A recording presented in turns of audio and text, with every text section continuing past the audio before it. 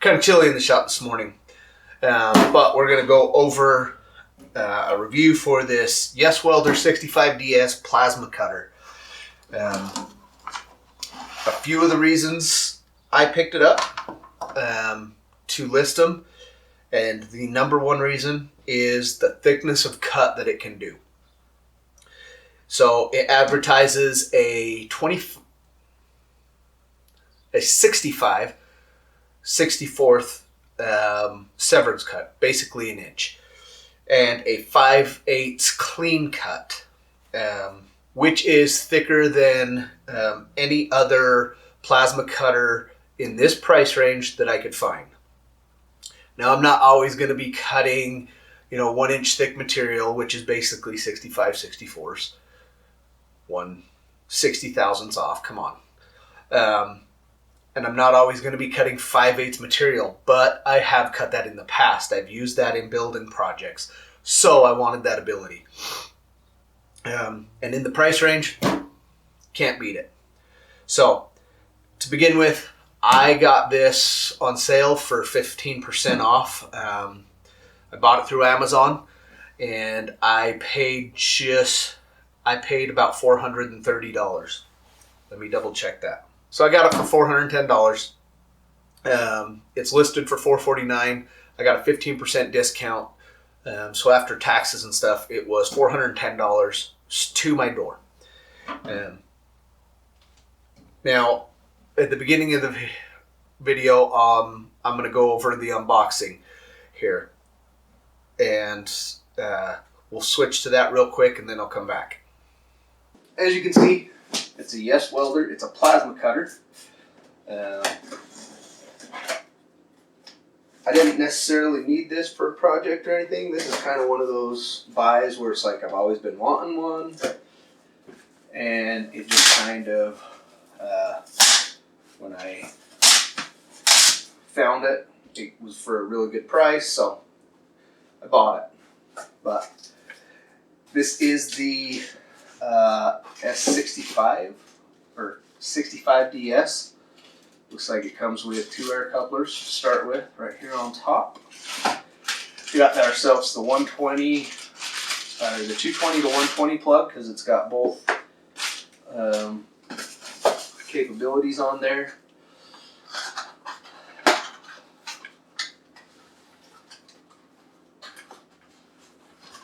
We got looks like an air gauge, air pressure gauge with a mounting bracket and an air dryer, small air dryer. So that's what comes in this package so far. I got this off of Amazon. It was on sale for, like, I don't remember, it was 30% off. That's why I bought it. But so we've got the torch whip. We'll look at that in a second. And the grounding clamp. Looks like some air hose. Don't know that I'll ever use that, but I have it anyway. And the plug.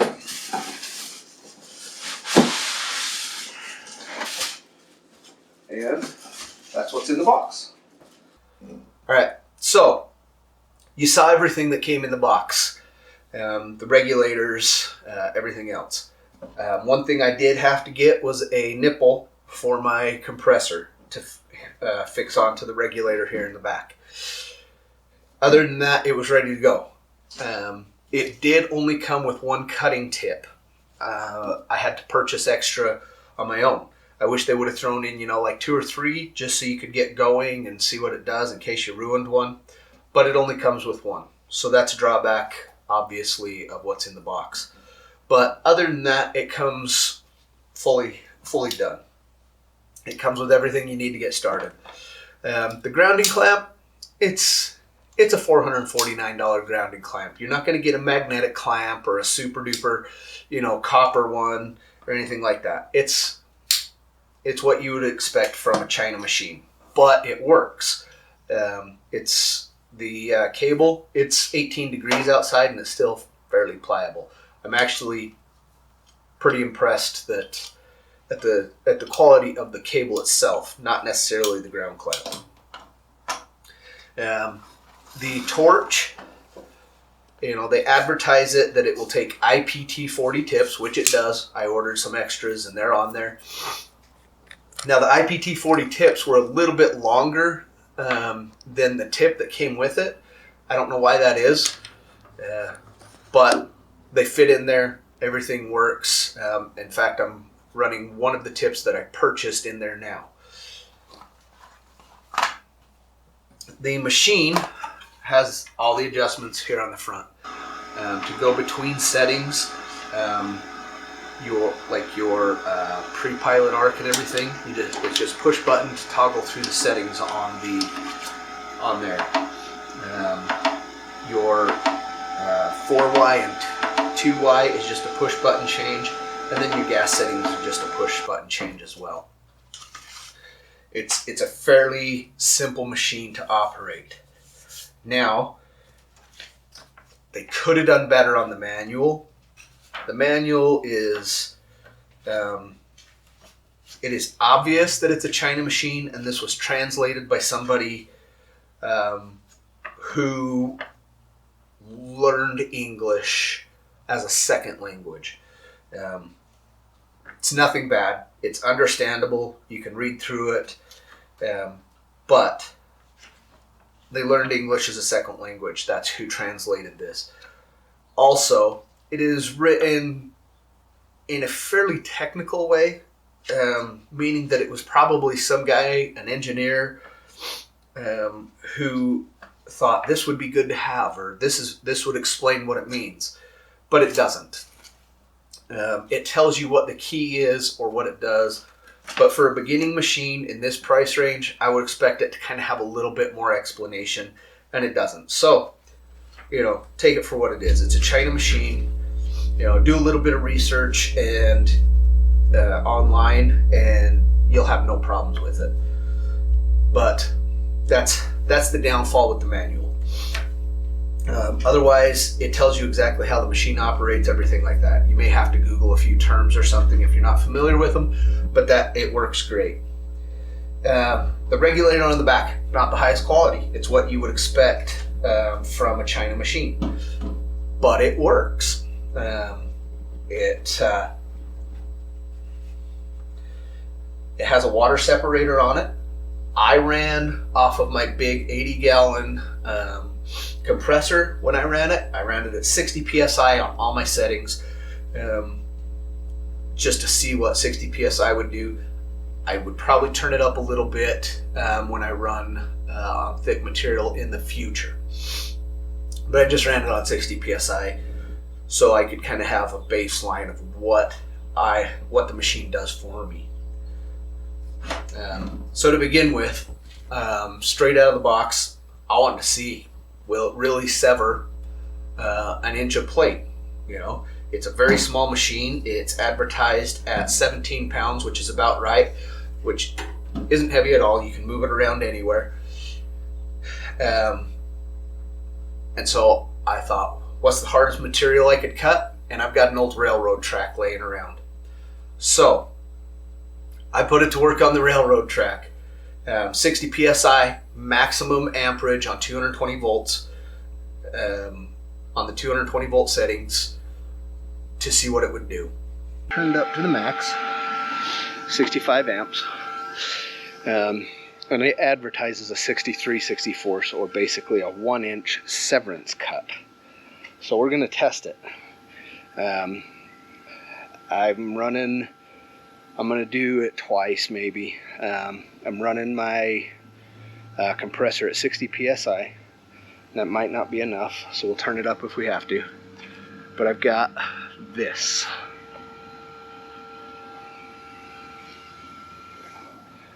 An old piece of railroad track.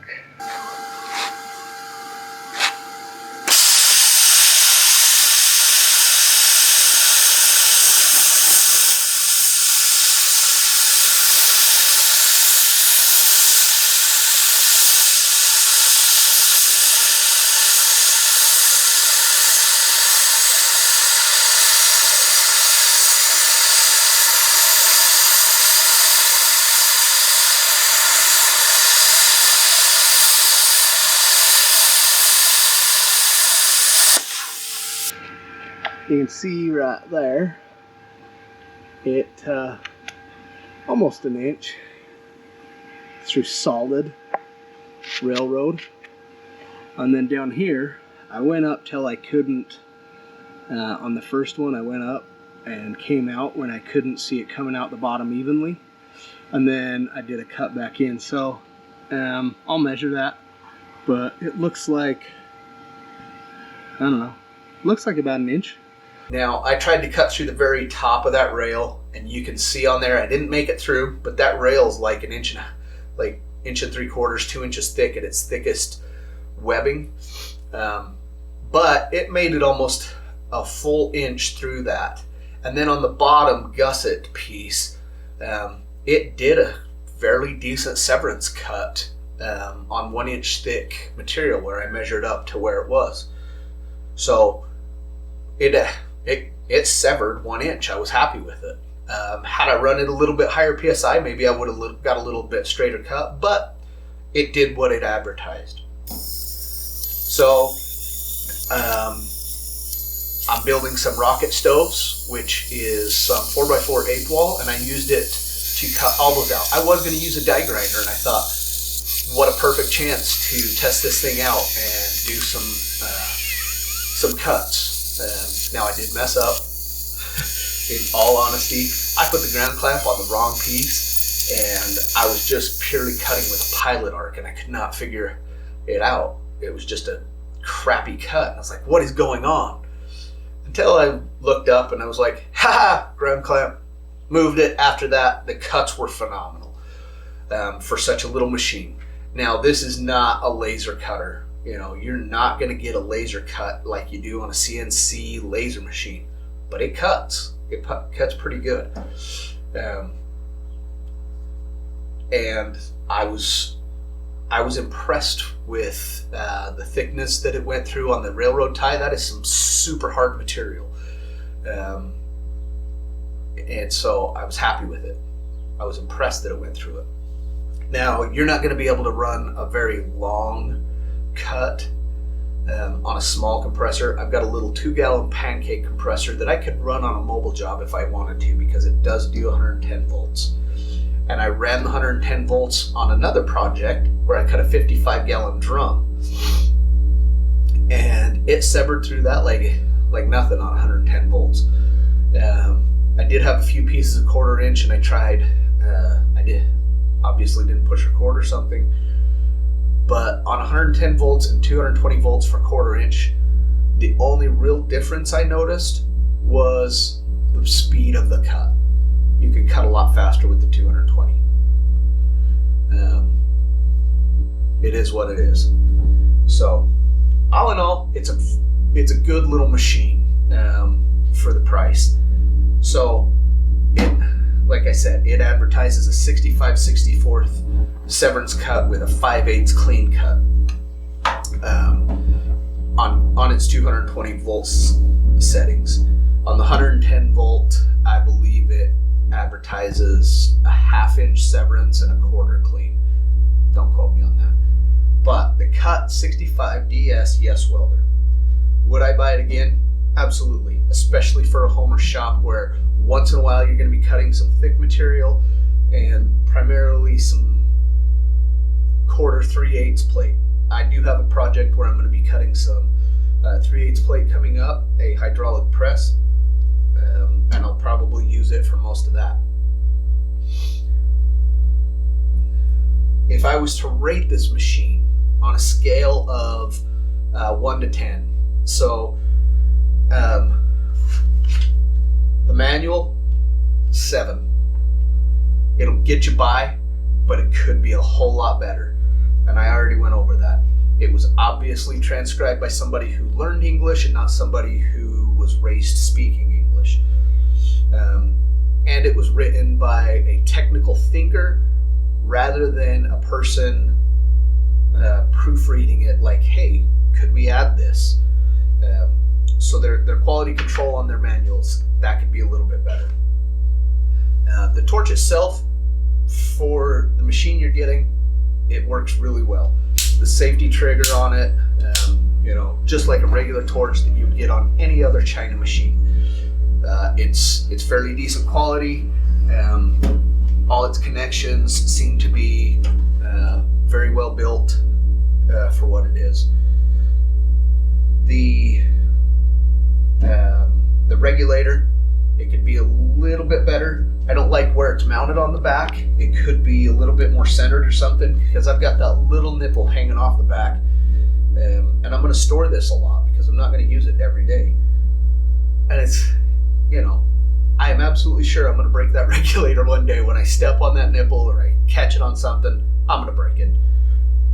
But not a big deal. I don't like how it's mounted, but that's just personally me. This little pigtail it comes with, really handy, has a 50 amp plug and just a regular, so they both meet. So you can plug this into a 110 volt or a 110 volt outlet, and this matches that plug. So you go from 50 amp plug to a regular 110. Now that could be dangerous if you are using a little extension cord and you think, oh, I'm going to run 220 with my 12 gauge 50 foot extension cord. You're gonna cause some problems. You're probably gonna melt a cord or something. Now I ran out in my backyard. I have a 6 gauge. I actually have two. The 10 gauge one I ran 220 off of, and it's a 30 foot one, and I just wanted to see honestly what it would do if I'd pop a breaker. It didn't.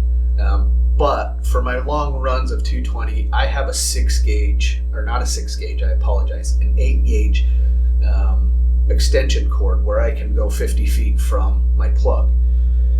So that helps me. That gets me out of the way from everything when I cut.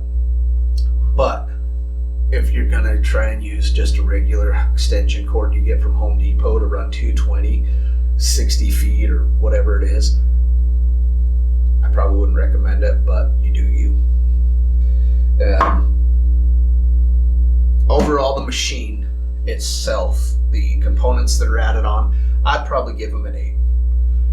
They are not the highest quality components, but they're going to work, and as long as you take care of them, and you're not stepping on them, and you're not doing crazy things with them, they're going to work for you, and they're going to do a good job. So the components and these are the components that are attached to the machine. I have not looked inside the machine because honestly I don't know enough about the inside of the machine to look at it. But the machine itself, very compact, very user friendly on the front with the digital readouts, the push buttons, adjustments, everything like that. Once you're familiar with what they all mean, you will do really well. So the machine itself, easily an 8.5, 9 out of 10. So some of the things I wish they would have done. I wish they would have put more tips in the box to get you going. And they don't advertise how many they put in there. I wish that the regulator was just a little bit higher quality, and maybe there was a few more couplings. I don't like the way that you have to attach the air to it with a clear air hose and those push fittings. I don't like that. I could change it, but I'm not going to for now. They could upgrade that a little bit and make it better. They could do some serious work on the manual as far as helping a hobbyist, because this really falls into the hobbyist range of machines. No other machine that I looked at could cut up to almost an inch for the price you paid for this, and that's why I went with it. That's why I thought I'll try it. It's a good price, and that's why I hadn't bought any before, because I wasn't willing to spend $1,000 or $1,500 on a plasma cutter that would cut up to 1 inch. And I wanted that ability because I've done that in the past. So it wasn't worth it to me to buy something that didn't do it, because I can cut stuff with a grinder just as easily, and I have an acetylene torch that if I really needed to cut something thick, I can. And I use the acetylene torch on my anvil build And it would have been super nice to have this because it would have made it so much quicker and easier. I would have used a whole lot less gas and time. But so overall, components, machine, and manual, I'd probably give it in the realm of an 8 out of 10 for a hobbyist grade machine. It's going to cut everything that you want in your backyard. If you need to cut something thicker than 1 inch, you need to be paying somebody to do it if you want precision. If you don't want precision, cut it by hand or get an acetylene torch, because it is not worth spending that kind of money to have something sit. That's the problem, is I wasn't going to have a $1,500 machine sit. But $410 that I would use on thinner materials quite often, and occasionally be able to have that ability to crank it up and cut that 1 inch. And this, while a severance cut is not the same as a clean cut, it's still better than grinding your way through 1 inch for an hour. So overall, 8 out of 10. I would buy it again. It works as advertised for the severance cut. It works as advertised for everything else. A few of the components I wish were a little better. Specifically, like I said, the air regulator and the grounding clamp. But overall, 8 out of 10. I appreciate you guys watching. If you like the video, hit like, subscribe, all the good stuff that YouTube likes to put in their algorithms to help me out, to get my viewership up. Stop by my Etsy store or my Teespring store and pick yourself up some SP attire, like this hat or my sweatshirt. It's got some tradesman pictures on the back with jack of all trades statements on it. Every little bit helps. I appreciate it.